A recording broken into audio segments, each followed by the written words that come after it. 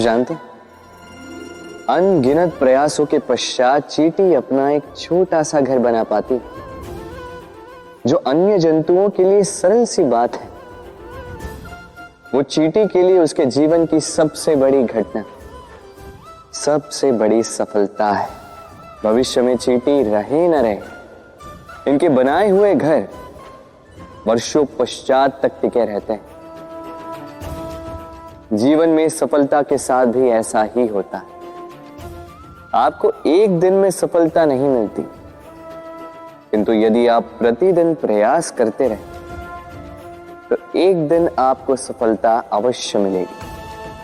स्मरण रखिएगा, भाग्य के द्वार उनके लिए नहीं खुलते जो हार मान लेते हैं।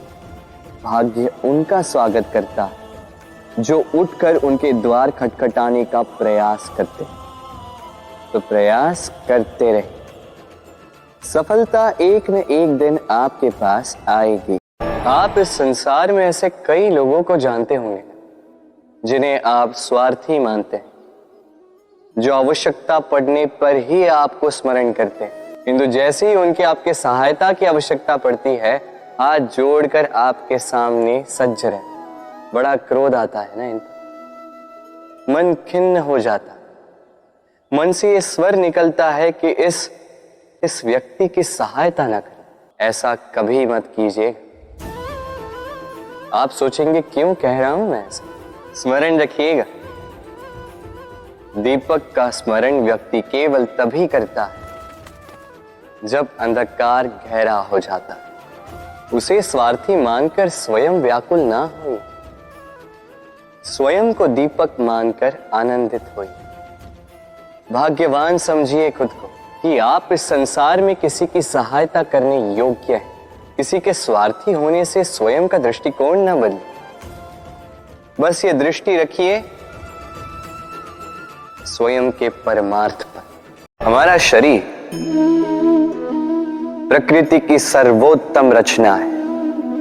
जो अंग, जो तत्व हमें मिले, उन सब का अपना अपना एक संदेश है। दो आंखें दी हैं देखने के लिए, दो कान दिए हैं सुनने के लिए, नथुने भी दो हाथ दिए हैं दोहरा परिश्रम करने के लिए, किंतु जीव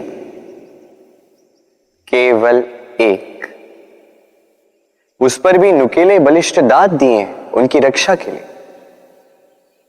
कभी सोचा है क्यों?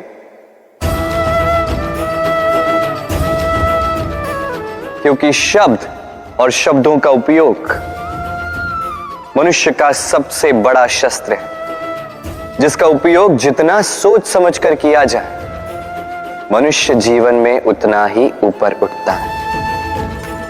तो समझे ना?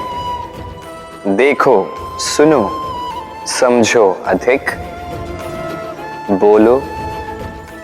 का स्वभाव है कमाना, संग्रह करना, फिर चाहे वो धन हो, नाते हो, संबंध हो या हो प्रसन्नता। परंतु क्या आपने कभी सोचा है, नियति ने ये संग्रह करने की प्रकृति मनुष्य में क्यों डाली? एक बीज से पौधा पनपता है, उसके भोजन से फल संग्रहित होता है। क्यों? इसलिए ताकि वृक्ष उसे स्वयं खा सके? नहीं, बल्कि इसलिए ताकि वो भूखे जीवों में बांट सके। अब आप पूछेंगे कि इसमें वृक्ष का क्या लाभ? लाभ है, क्योंकि जो बांटता है वो मिटता नहीं। जो फल ये जीव खाते हैं वो उसके बीजों को वातावरण में बिखेर देते हैं, जिससे जन्म लेते हैं नए वृक्ष। उसकी जाति, उसका गुण, उसकी मिठास अमर हो जाती है। इसलिए स्मरण रखिएगा, अमीर होने के लिए एक एक क्षण संग्रह करना पड़ता है, किंतु अमर बनने के लिए एक एक कण बांटना पड़ता है। इस तालाब को देख रहे हैं आप? बच्चे, बूढ़े, युवक, किसी से भी मैं पूछ लूं कि ये क्या है तो सबका उत्तर एक ही होगा। उत्तर तब बदलेगा जब प्रश्न ये होगा कि आप इस तालाब के साथ क्या करना चाहें। कोई कहेगा कि मैं यूं ही किनारे पे बैठ के इस जल को स्पर्श करके शीतल वायु का आनंद लेना चाहूंगा। कोई कहेगा मैं इस तालाब में तैरना चाहूंगा। कोई कहेगा मैं एक कागज की नाव बना के इसमें छोड़ना चाहूंगा। कोई कहेगा मैं मछली पकड़कर जीवन यापन करना चाहूंगा, आदि इत्यादि। आपको एक बात बता दूं कि हमारा जीवन भी इसी तालाब की भांति एक समान, किंतु हमें इसके साथ क्या करना है यह निर्णय हमारा है। इस तालाब में आपको मोती भी मिलेंगे, कीचड़ भी मिलेगा। यदि आप मोती पाना चाहते हैं तो आपको उस गहराई तक जाना होगा, उतने प्रयास आपको करने होंगे, तब जाके आप मोती पाओगे। अन्यथा केवल कीचड़ हाथ लगे। किंतु जो मैं सदैव कहता, निर्णय आपका है।